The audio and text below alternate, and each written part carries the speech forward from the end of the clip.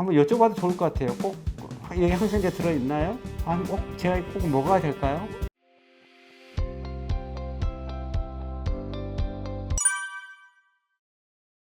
안녕하세요. 전 일산에서 치과병원과 건강검진센터를 함께 운영하고 미생물 연구, 공부 이런 걸 하고 있는 김혜성이라고 합니다. 제일 중요한 건 항생제 내성 때문이죠. 항생제를 이제 먹으면 이 세균들도 거의 적응해야 되기 때문에 강해지는 거예요. 항생제 내성이라는 게 생기는 거죠.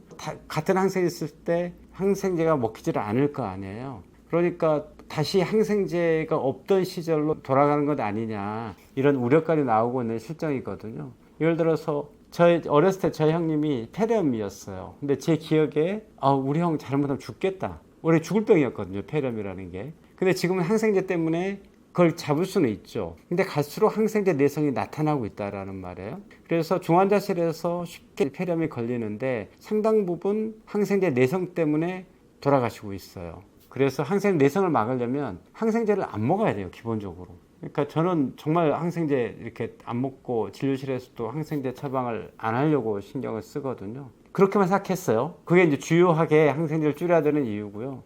여러 가지 부작용이 많아요. 외에도 그전에는 몰랐던, 예를 들어 항생제는 살찌는 약이에요. 아이에게 어렸을 때 요새 특히 이제 독감 유행이니까 항생제 많이 먹이거든요. 소아과에서 처방 많이 하고. 그러면 나중에 걔가 비만이 될 가능성이 높아져요. 또 면역도 약화시켜요. 항생제를 이렇게 자주 먹으면 갈수록 면역 자체, 우리 몸을 지킴이 면역인데 그것도 약해지는 경향이 있고, 근본적으로는 항생제가 우리 장으로 들어가면 원래 장내에 살고 있던 상주세균을 그냥 막 이렇게 뒤집어 놓는 거예요. 상당히 죽이기도 하고, 그러니까 다른 세균들이 막 증식하기도 하고, 말하자면 격변이 일어나는 거거든요, 장내에서. 그런 걸 최소화하려면 항생제를 가능하면 뭘 해야죠. 보통 병원에서도 치과에서도 마찬가지예요. 발치하고 이를 빼거나 예를 들어 간단한 잇몸 치료하고 난 다음에 항생제를 처방하는 경우가 많거든요. 대부분은 불필요해요. 제가 사실 이제 박사 논문을 항생제 줄이는 작업으로 썼었는데, 치과에서 항생제 줄이는 작업을 썼었는데, 심지어 90% 정도의 항생제 처방이 치과에서 불필요하다, 이런 지적까지 있어요. 치과만 그런 게 아니에요. 감기나 인후염, 인후통 이런 데 처방된 항생제가 대부분 불필요해요. 실제로 학회에서도 불필요하다라고 얘기를 하고 있는데 그냥 하는 거죠. 예를 들어서 넘어지면 일단 항생제 연고거든요. 이런 것도 불필요해요. 이 피부에 상처 났을 때 이렇게 항생제 연고를 바르잖아요. 이 피부에는 원래 항생제 내성균이 있어요, 이미 제 피부에도. 그런데 항생제를 바르잖아요. 그러면 내성이 없는 녀석은 죽겠죠. 내성이 있는 녀석은 더 살아남겠죠. 더 증식하겠죠. 오히려 더 안 좋아요. 근데 이제 그런 게 마치 현대인의 삶인 양 광고되고 그렇게 라이프 스타일이 바뀌어 가고 있다는 게 굉장히 저는 우려스러워요.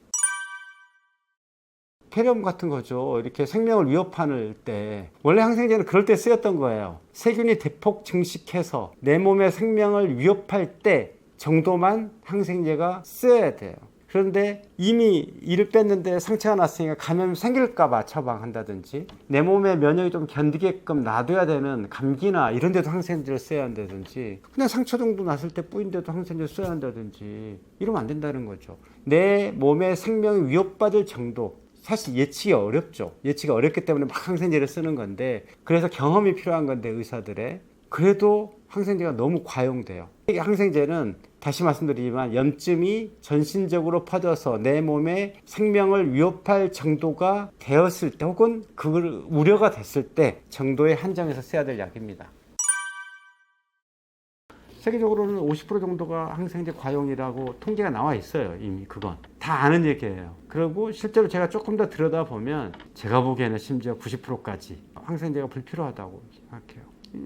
말씀드리지만 항생제 연고, 저는 산에 이렇게 늘 다니기 때문에 특히 여름에는 반바지 입고 다니면 상처가 늘 나거든요. 한 번도 발라본 적이 없어요. 발라서 안 된다고 생각하기 때문에. 발치하고 나서 항생제 거의 처방 안 합니다.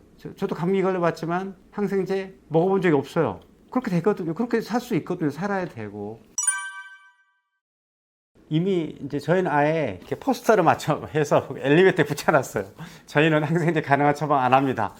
물론 정말 걱정돼서 그냥 이런 경우도 있었는데, 서울의 큰 병원에 근무하는 간호사시래요. 50살 정도 되셨는데 잇몸에 아주 간단히 구멍을 뚫고 뭐 하여튼 간단한 처치였어요. 저는 절대 항생 처방 안 하는데 그분이 오히려 막 저한테 와서 항생제를 처방해 달라는 거예요. 그래서 야, 그 의료인이 오히려 항생제에 대한 이 경계감이 덜하구나, 문제라고 생각했습니다. 제가 보기에 저는 오히려 뭐 처치할 때로 끝나고 나서도 항생 처방 안 합니다. 걱정하지 마세요. 혹시 문제 생기면 그때 항생 처방해 드릴 테니 걱정하지 마시고요. 이렇게 늘 얘기를 하거든요. 문제 삼은 적이 없었던 것 같은데, 간혹 있었어요. 실제로 그렇게 되면 한 번인가 두 번인가 이렇게 실제로 염증이 생겨서 오셨어요. 항생 처방을 안 했더니. 그랬더니 막 저한테 컴플레인 하시죠. 그럴 때는 고민이 돼요.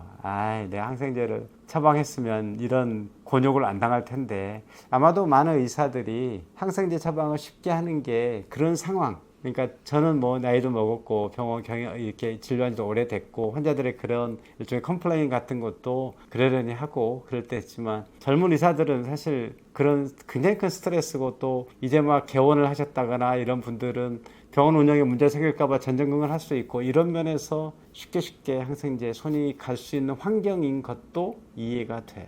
그러니까 환자들도 또 혹은 뭐 일반인들도 스스로 항생제에 대한 경계감을 갖고, 저는 병원에 가서도 한번 여쭤봐도 좋을 것 같아요. 꼭 여기 항생제 들어있나요? 제가 꼭 먹어야 될까요? 뭐 이렇게 한 번쯤 물어보는 것도 의사에게 필요하다고 생각합니다.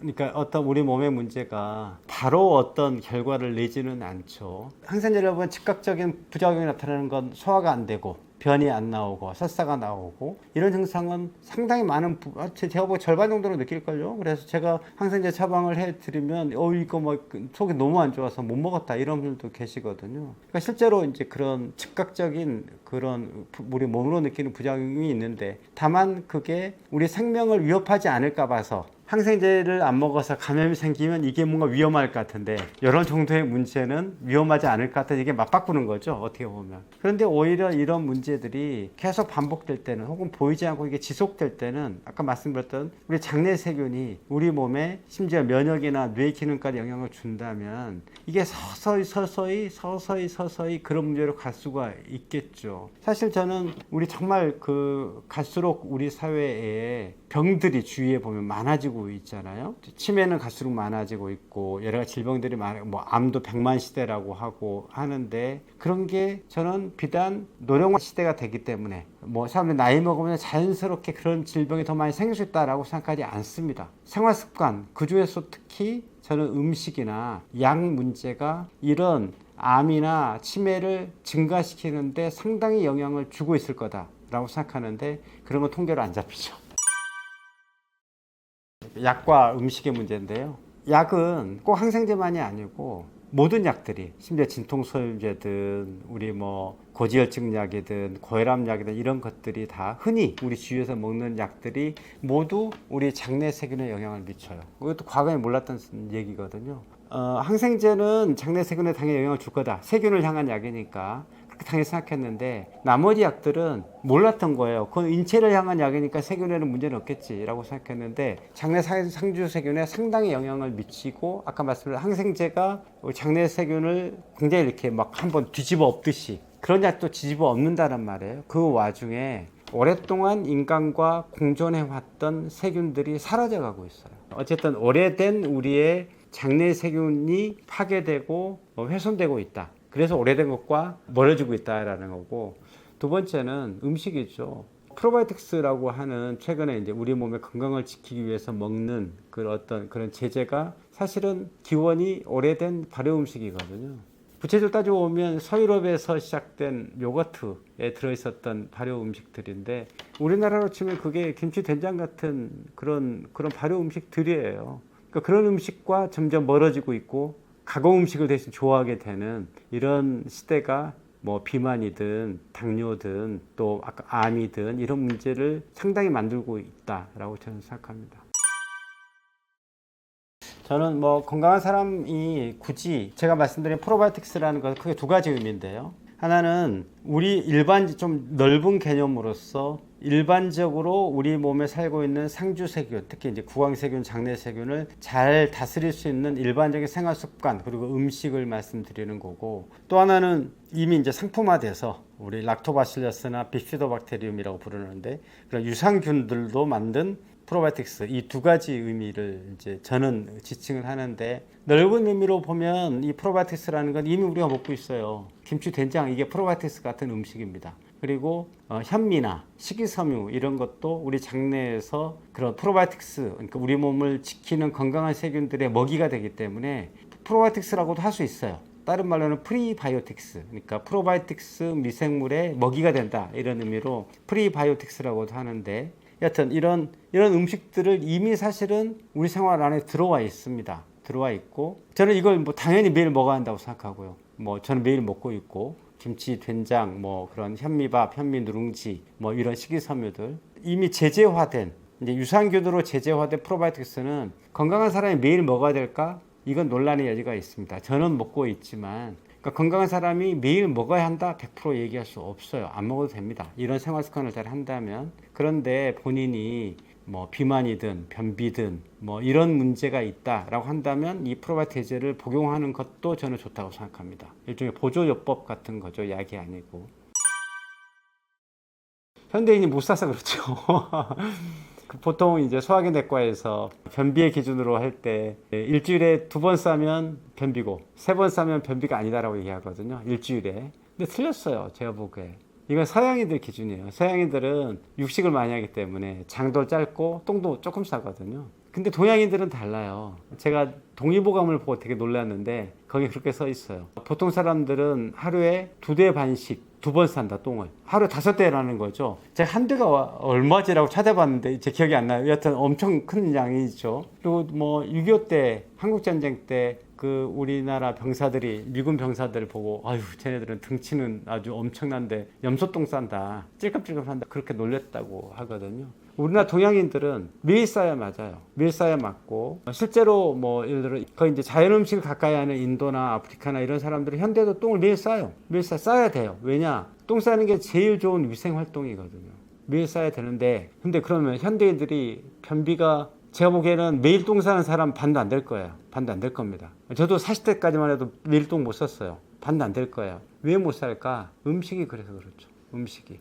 쌀에서 껍질 제거한 백미 먹고 달달한 디저트 빵 먹고 이런데 어떻게 똥이 만들어질 수 있겠어요? 못 만들어지죠. 그런데 그 똥이라는 게 장을 한번 싹 비워주는 거거든요. 장에 있는 여러 가지 노폐물까지 싹 없애는 거잖아요. 똥이. 그 똥이 못 산다 그러면 미생물만 저류하는 게 아니고 여러 가지 노폐물들이 몸에 당연히 저류되지 않겠어요. 그러니까 매일 싸야 돼요. 그러려면 먹을 때부터 쌀 걸 생각하고 먹어야 된다, 이 말씀입니다.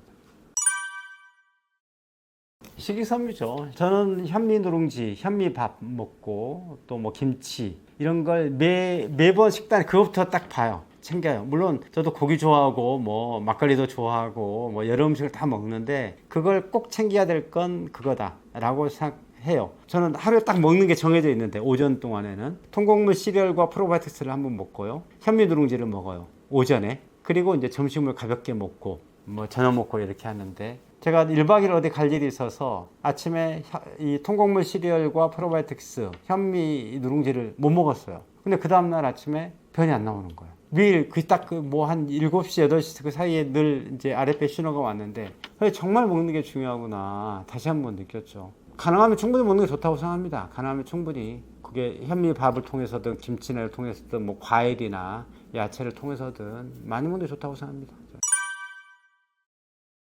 뭐 저 아침은 안 먹고요. 제가 한 4시, 제 핸드폰은 4시 15분에 맞춰져 있습니다. 아침에 4시 15분 전후해서 깨요. 그래서 일찍 병원을 가서 그때부터 뭐 논문도 보고 뭐 여러 생각도 정리하고 글도 쓰고, 그러다가 보통 8시 반부터 회의가 있거든요. 그리고 9시 반부터 진료가 있고요. 진료 없는 날은 얼른 나와서 산에 가고, 그래서 11시 정도부터 뭘 먹어요. 11시 정도부터 먹는 게 통곡물 시리얼과 프로바이오틱스 한 포. 이것도 이제 프로바이오틱스와 프리바이오틱스라는 개념이죠. 그리고 현미 누룽지 조금.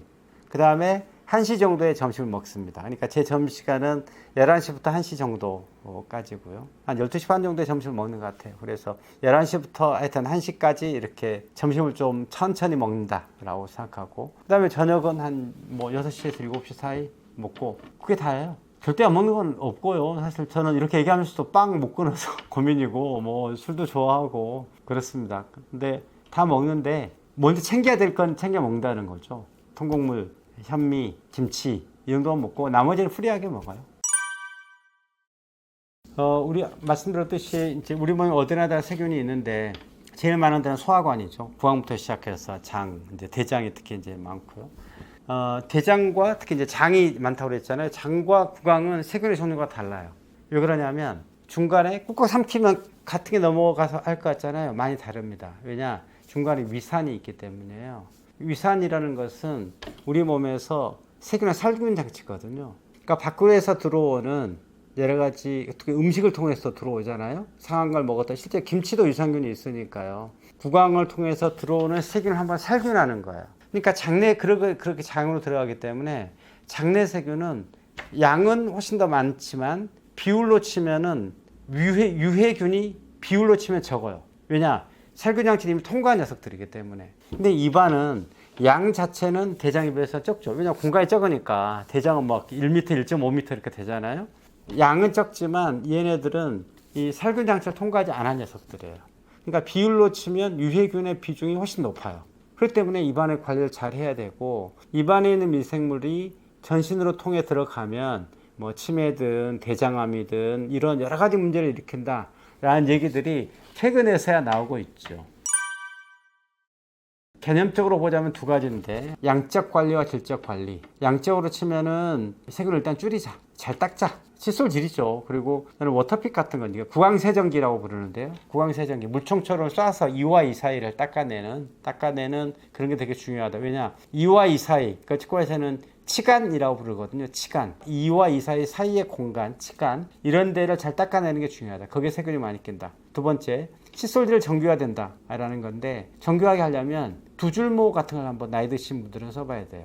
칫솔이 두 줄짜리가 있어요. 두 줄짜리. 그러니까 보통 칫솔은 세 줄이고 네 줄이거든요. 칫솔 한번 머리 보세요. 머리를 보면 칫솔이 세 줄이나 네 줄 정도가 돼 있어요. 그러니까 덩치가 크죠. 그러니까 구석구석 들어가지가 않고 머리가 크기 때문에, 또 두 줄일 때만 치아가 있고 잇몸이 있으면 이 작은 홈이 있다고 말씀드린 치주 포켓이라고 부르거든요. 그 두 줄일 때 치주 포켓을 훨씬 더 잘 닦여요. 일반인들 잘 모르시는데 두 줄 모 칫솔 혹은 두 줄 칫솔이라고 인터넷 쳐보시고, 그런 칫솔을 나이 드신 분들은 이용해서 치간을 닦아줘야 돼요. 다시 양적 관리 면에서 세균을 줄여야 되는데, 보통 칫솔질 잘 하시고 구강세정기, 이와 이사를 다 세정기 쓰시고 두 줄 모 써서 치주 포켓을 닦으시라. 저는 크게 두 가지를 생각해 보셔야 한다고 생각해요. 하나는 화학적 계면활성제, 치약, 이걸 안 쓰셔야 한다고. 입안에 살아야 되는 세균까지 없애거든요. 조금 순한 치약을 쓰시라. 보통 치약, 양치하고 사과 못 먹잖아요. 그런 치약은 갖다 버리세요.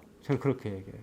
왜냐? 그게 다 화학적 계면활성제로 만들어진 치약이거든요. 원래 그런 게 아니에요. 원래 그렇게 양치하고 나서 사과 못 드시죠? 원래 그런 게 아닙니다. 충분히 먹을 수 있어요. 맛이 안 변해요. 그래서 화학적 계면활성제를 덜 쓰기, 그리고 구강유산균 같은 것도 잇몸이 안 좋거나 이런 분들은 고려를 해보시라. 말하자면 우리 몸에 이 화학적 계면활성제 안 쓰는 것과 구강유산균은 제가 질적관리라고 말씀드렸는데, 우리 몸에 조금 더 상주세균이나 유익한 세균들이 우리 구강에 많이 살 수 있도록 고려를 해보자 라는 얘기입니다. 저는 뭐 치약에서는 저는 기준이 하나밖에 없습니다. 화학적 계면활성제, 말하자면 양치하고 사과 못 먹게 하는 치약은 안 쓰는 게 좋다. 그리고 너무 막 향이 강한 것처럼 못 쓰겠더라고요. 그리고 칫솔은 그냥 이게 모가 부드러운 칫솔 머리가 작은 거. 왜냐, 그래야 구석 잘 닦이거든요. 그리고 잇몸병이 있다든지 나이 드신 분들은 두 줄모 칫솔을 써보시라 라고 권하고 싶어요. 대부분의 치약은 비누 치약이라고 생각하면 돼요. 비누와 똑같습니다. 그러니까 저는 샤워할 때도 비누를 거의 안 쓰거든요. 안 써요. 머리 감을 때만 좀 쓰고요. 그것도 다 값싼 화학적 계면활성제이기 때문에 그런 게 다 피부 트러블을 일으킬 수 있거든요. 똑같이 화학적 계면활성제의 치약이 특히 아이들에게서 여러 가지 트러블을 일으킬 수 있는데, 문제는 그게 참 가격 경쟁 때문인지 바뀌지가 않네요. 트렌드가. 양치 때문이죠. 양치 때문이고요. 그러니까 현대인들은 충치가 많이 줄어들고 있어요. 다행히. 그래서 양치가 보편화되기 때문이죠. 제가 어렸을 때 이제 학교에서 칫솔 교육이라는 게 처음 시작이 됐거든요. 그 이후로 충치들이 많이 줄고 있고 그런 연구가 있어요. 스리랑카 차 노동자 연구라는 게 있는데 뭐냐면 1980년대 연구예요. 그 당시에 스리랑카 차 노동자들은 이렇게 이빨 닦는 게 일상적이지 않았나 봐요. 그냥 옛날에 우리도 그랬죠. 그 사람들을 10몇 년간 지켜보니까 한 10% 정도는 별 문제가 없어요. 그리고 10% 정도는 다 빠져요, 이가. 나머지 80% 정도가 계속 잇몸도 안 좋고 충치도 생기고 막 이러는 거예요. 이 10%는 이제 좀 면역이 좋은 거죠. 그러니까 90% 정도의 원인이 이를 안 닦아서 생긴 거다라는 게 분명하게 드러난 연구였죠. 그래서 뭐 저는 당연히 뭐 입속 세균이 많아지면 그런 충치나 잇몸병이 생기는 거고, 근데 다행히 현대인들은 그런 생활화돼 있기 때문에 충치나 잇몸병이 많이 줄고는 있다라고 생각합니다. 잇몸병이죠. 그러니까 뭐 그건 치과에서 다루는 대표적인 질환인데 통계적으로도 그 잇몸병 말하는 치주 질환이라고 표현하는 게 과거에는 이제 그 감기나 이런 게 제일 많았는데 건강보험 통계로 보면 이게 치주 질환이 이걸 이제 확 이렇게 역전을 해서 건강보험공단에서 가장 많이 지출하는 재원이고 의료기관을 방문하는 가장 흔한 이유예요, 현재로서. 제가 일선에서 봐도 또 뭐 상당히 이제 많은 분들이 잇몸이 안 좋아 치과로 오시고요. 제가 보기엔 노령화 사회로 보여요. 치아와 잇몸 사이의 작은 홈, 이 치주 포켓에 세균이 쌓이는 것부터 시작을 하는데 그 잇몸병이라는 것이 이 치주 포켓은 나이가 먹을수록 깊어질 수밖에 없거든요. 세균이 조금씩 쌓이기 때문에 특히 나이 드신 분들이 이 치주 포켓, 잇몸병 관리를 잘 하는 게 필요하지 않나 싶어요. 임플란트는 정말 좋은 기법이죠. 저도 사실 제 입안에 임플란트가 6개나 있거든요. 저도 어렸을 때 이제 시골에서 자라서 이를 닦아내는 걸 못 배워가지고 어렸을 때 이가 안 좋았어요. 그래서 6개나 있는데 임플란트 할 때 제일 중요한 건 경험이죠. 경험. 임플란트 치과에서도 임플란트가 이제 요새는 많이 보편화되긴 했지만 이제 새로운 기술이고 새로운 학문이에요. 그래서 어떤 경험과 지식이 많이 다를 수 있습니다. 이제 그런 걸 그 환자들 입장에서 가늠하기가 쉽지는 않겠지만 그런 게 1차 기준이야 돼야 되지 않을까 싶고요. 비용이 낮은 데는 뭔가 이유가 있겠죠. 저는 뭐 제가 이제 치과의사로서 그 내부자로서 그 뭐 이유를 이렇게 다 이렇게 말하자면 까놓고 말씀드리기 좀 어려운 면이 있는데 비용이 낮은 데는 나름대로의 이유가 있기 때문에 뭐 저로서는 가지 않을 것 같습니다. 그리고 다행히 65세 이상부터 임플란트가 보험이 되기 때문에 그걸 뭐 활용하면 임플란트에 접근도가 조금 더 편하지 않을까 싶은 생각도 하고요. 그리고 임플란트는 시술도 중요하지만 관리도 중요하거든요. 그러니까 좀 한번 확 해서 임플란트 뭐 이렇게 비용이 크든 작든 확 해서 아유 이제 끝이라고 생각하지 마시고 이후에 정말 저는 꼭 그렇게 말씀드리는데 저한테 임플란트 하시는 분들께 이렇게 차제의 생활 습관 한번 같이 바꾸시자. 얼마나 이제 안 좋았으면 일가 안 좋아지고 이렇게 뭐 일을 다 빼고 뭐 임플란트하고 이러시겠냐. 그래서 임플란트는 잘 해드릴 테니까 차제에 일을 잘 관리하는 거, 또 너무 급하게 음식물 드셨던 거, 너무 급하게 칫솔질 하셨던 거 이런 거 조금 좀 호흡을 좀 늦춰서 담배도 끊으시고 가능하다면 뭐 해서 이제 관리하는 것을 차제에 생활 습관 하시자라고 뭐 말씀드리면서 하고 그런 치과를 또 좀 택하시는 게 좋지 않을까. 이후에도 관리에 대해서 좀 책임감을 가지고 그런 데를 하시는 게 좀 더 이제 이후에도 좀 관리나 이렇게 편하시지 않을까 이런 생각합니다. 제가 1966년생이고 올해 그러고 보니까 우리 나이로 57살 됐습니다. 저의 소망을 하나 딱 말씀드리면 저는 백두산입니다. 100살에 2발로 산에 간다. 뭐 이게 제 소망이고요. 이게 이제 제가 그걸 이제 소망 혹은 목표로 삼은 이유는 그 몸의 건강만은 아니거든요. 몸의 건강. 몸을 일단 건강해야 산에 가겠지만 그 100세를 막 겨우겨우 살아내는 게 아니고 재밌고 건강하게 그리고 의미 있게 이렇게 살고 싶은 욕망의 표현이에요. 그걸 위해서 저는 늘 공부하고 늘 새로운 것에 뭔가 해보려고 하고 또 늘 친구들과 어울리고 뭐 하는 그런 일상을 좀 살아보려고 합니다. 뭐 모쪼록 갈수록 건강 100세 혹은 백두산의 길은 넓어지고 있으니까 여러 뭐 영양이든 사회적 의료 시스템이든 뭐 이런 게 넓어지고 있으니까 스스로의 몸과 마음을 잘 다스려서 건강 100세 백두산 시대를 모두 누려보셨으면 좋겠습니다.